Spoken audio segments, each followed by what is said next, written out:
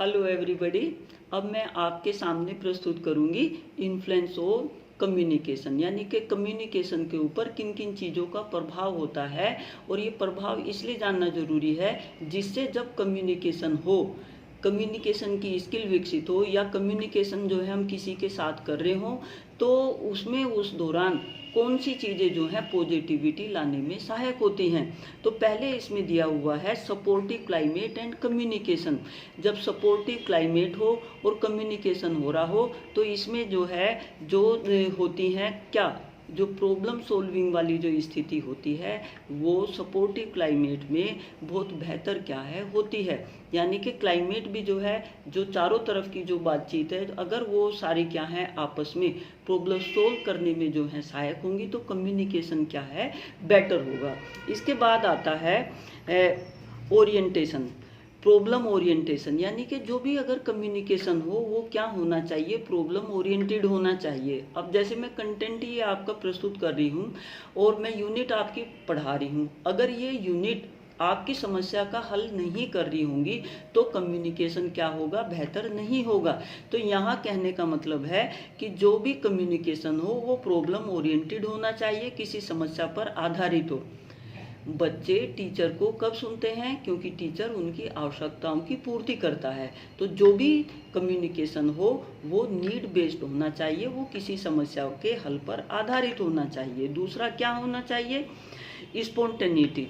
जब भी जो है टीचर कोई कंटेंट पढ़ाता रहता है, बच्चे कोई भी अचानक बात पूछ ले तो वो उसमें इस तरह की स्किल होनी चाहिए कि तुरंत क्या है वो अपने विवेक से ऑन द स्पॉट समस्या का क्या है हल कर दे और जो कम्युनिकेशन है उसको बेटर तरीके से प्रस्तुत करने में सहायक हो।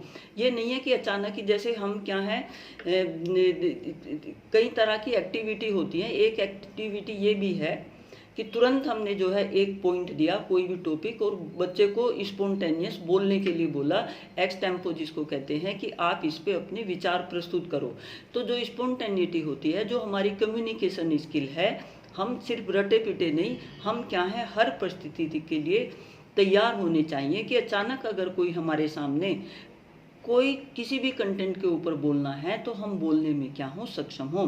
वो है हमारी कम्युनिकेशन को प्रभावित करती है। जितने ऑन द स्पॉट तुरंत हम क्या है किसी आंसर को जो है बेहतर तरीके से दे पा रहे होंगे, उतना ही क्या है हमारी कम्युनिकेशन स्किल बढ़िया होगी। इसके बाद आता है एम्पैथी।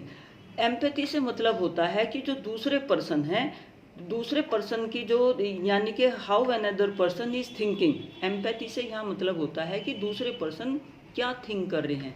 जैसे मैं पढ़ा रही हूँ, मेरे पढ़ाने से आप लोग क्या थिंक कर रहे होंगे, ये भी क्या है मैं सोचती रहूँ, ये भी मेरे संज्ञान में, मेरे वर्तान में, मेरी एक्टिविटी में चलते रहना चाहिए कि जिस तरीके से मैं समझा रही हूँ तो सामने वाले जो बच्चे हैं वो क्या सोच रहे होंगे, कि उनकी सोच किस तरह से विकसित हो रही होगी।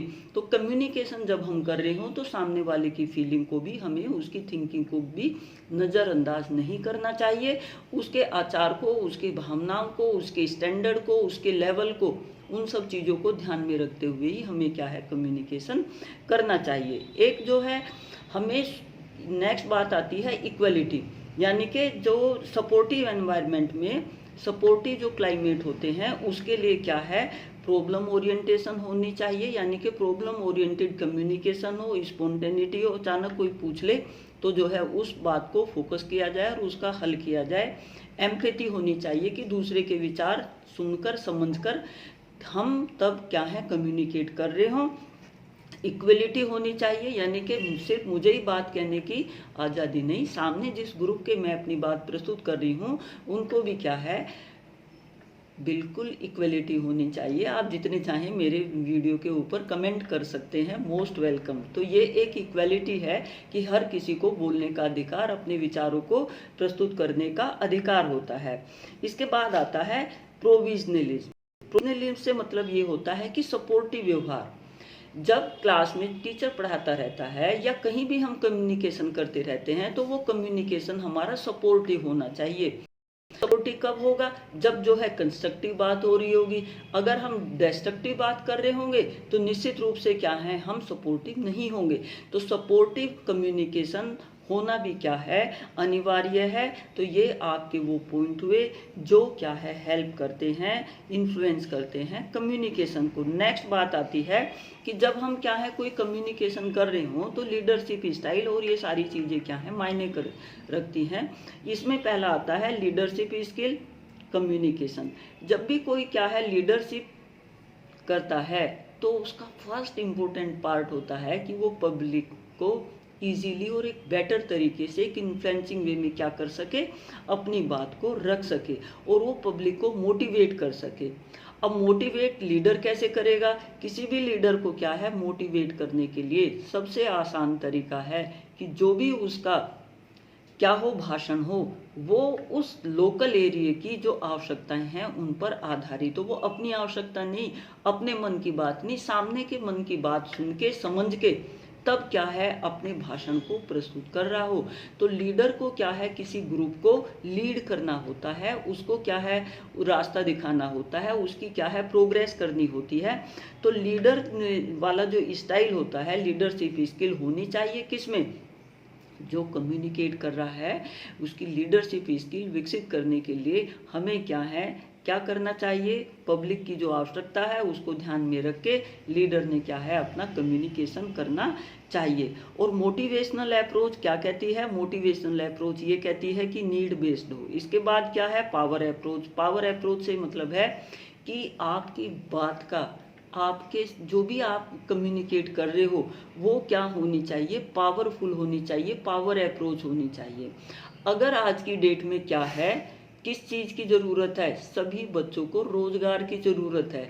जो पार्टी इस चीज़ को ज़्यादा एम्फेसाइज कर रही होगी कि ज़्यादा से ज़्यादा आपको रोज़गार दिए जाएंगे, तो उसकी स्पीच क्या मानी जाएगी? पावर स्पीच मानी जाएगी, पावर अप्रोच मानी जाएगी कि भाई सभी लोगों को क्या है ये क्या कर रहे हैं, डेवलप रहे हैं। तो यहाँ कहने का मतलब है कि जो भी आपका कम्युनिकेशन हो वो क्या है नीड बेस्ड हो, और नीड बेस्ड होगा तभी मोटिवेशनल होगा, और मोटिवेशनल होगा तो नीड बेस्ड होगा। और वो जो एक समूह है उसकी पावर को क्या है वो इंक्रीज करने वाला हो, डिक्रीज करने वाला ना हो। इसके बाद जो है ट्रेट अप्रोच है। ट्रेट से यानी कि होते हैं सामने जहाँ भी हम जो कम्युनिकेशन कर रहे होते हैं वो तो हर पर्सनैलिटी के एक ट्रेट्स और कैरेक्टरिस्टिक्स होते हैं। उन ट्रेट और कैरेक्टरिस्टिक्स को ध्यान में रख के क्या है हमने कम्युनिकेशन क्या है करना चाहिए। इसके बाद नेक्स्ट बात आती है student apprehension and teacher apprehension. Student apprehension से मतलब ये होता है कि जो भी टीचर जब कोई कम्युनिकेशन कर रहे हो तो हम क्या है ज़्यादातर भविष्य के बारे में बहुत चिंतित रहते हैं। जितना कम्युनिकेशन क्या है भविष्य की समस्याओं को दूर करता हुआ होगा उतना ही कम्युनिकेशन क्या होगा बेटर होगा।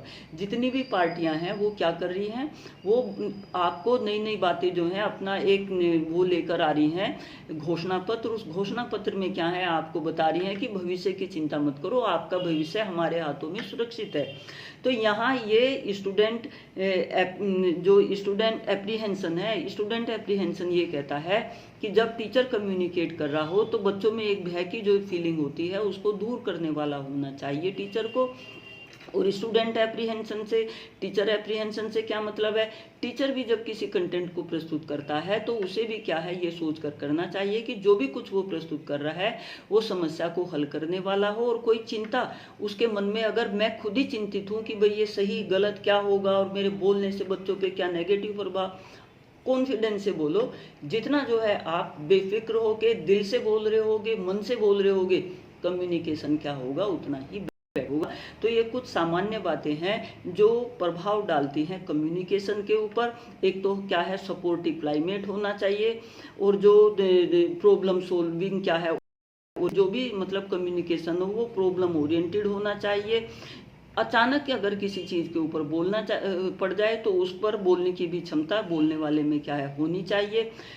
एम्पैथी होनी चाहिए, दूसरे लोगों की थिंकिंग को ध्यान में रख के क्या है बोलता हो, इक्वलिटी की फीलिंग होनी चाहिए, सपोर्टिव व्यवहार होना चाहिए कम्युनिकेशन करने वाले का। और जो लीडरशिप स्किल है वो निश्चित रूप से क्या है कम्युनिकेट जो कर रहा है उसमें होनी चाहिए। और कम्युनिकेट सकती है जब उसका व्यवहार क्या हो मोटिवेशनल स्पीच पर आधारित हो उसका कम्युनिकेशन, और जो भी कुछ वो कह रहा हो इतनी इफेक्टिव और पावरफुल वे से हो कि सामने वाले क्या है उससे मोटिवेट होके उसके आचार विचारों को अपनी पर्सनैलिटी में आत्मसात करने में सक्षम हो रहे हम। इसके बाद क्या है, जो टीचर या जो भी कोई चीज़ कम्युनिकेट कर रहे हैं वो कम्युनिकेशन एक भय का वातावरण ना उत्पन्न कर रहा हो, एक क्या है स्मूथ एनवायरनमेंट उत्पन्न कर रहा हो, जिससे क्या है सभी लोग बेटर तरीके से आपके कम्युनिकेशन को एक्सेप्ट कर सके। तो ये आपका था कम्युनिकेशन के ऊपर कौन कौन सी चीज़ें जो हैं अपना प्रभाव डालती हैं, तो मैंने थोड़ा हाईलाइट करने की कोशिश की है, आप समझ गए हो।